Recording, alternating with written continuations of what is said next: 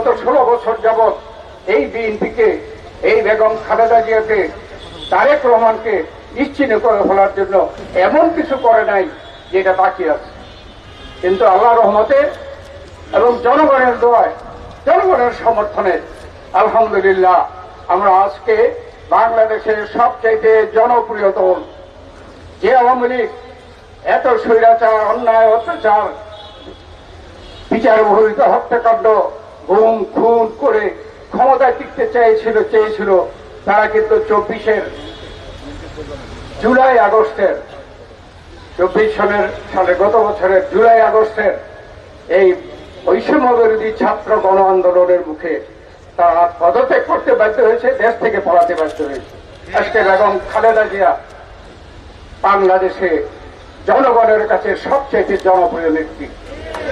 BNP সবচেয়ে জনপ্রিয় দল। হাততালি দিয়ে না, কারণ আজকে আমরা শোক দিবস পালন করছি।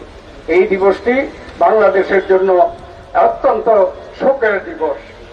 যদি বাংলাদেশে জিয়াউর রহমান বেঁচে থাকতো, আজকে বাংলাদেশের এই অবস্থা না, অনেক উপরে চলে যেত।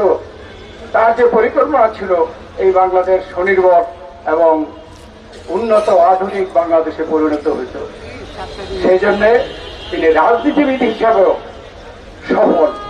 এই রাজনৈতিক দল এখনো টিকে আছে এবং বাংলাদেশে আজকে সবচেয়ে জনপ্রিয় দল। আমরা আজকে এমন একটা সময় আছি, শহীদ জিয়াউর রহমানকে স্মরণ করা, তার আদর্শ কর্মপন্থাকে আমরা গ্রহণ করে কাজ করা, এটা আমাদের এখন জরুরি হয়েছে বাংলাদেশের জন্য। জিয়াউর রহমান বাকশাল বাতিল করে গণতন্ত্র প্রতিষ্ঠা করেছিলেন। আজকে গণতন্ত্র হুমকির সামনে। আজকের বাংলাদেশের মানুষ স্বৈরাচারকে পতন ঘটিয়েছে, কিন্তু এখনো গণতন্ত্র পূর্ণ প্রতিষ্ঠা করতে পারে নাই। এই সরকার বলেছে যে জনগণের অধিকার ফিরিয়ে দেবে, তাদের প্রধান দায়িত্ব জনগণের অধিকারের মধ্যে ভোটের অধিকার প্রদান। গত 16 বছর যাবৎ দেশের মানুষ ভোটের অধিকার থেকে বঞ্চিত।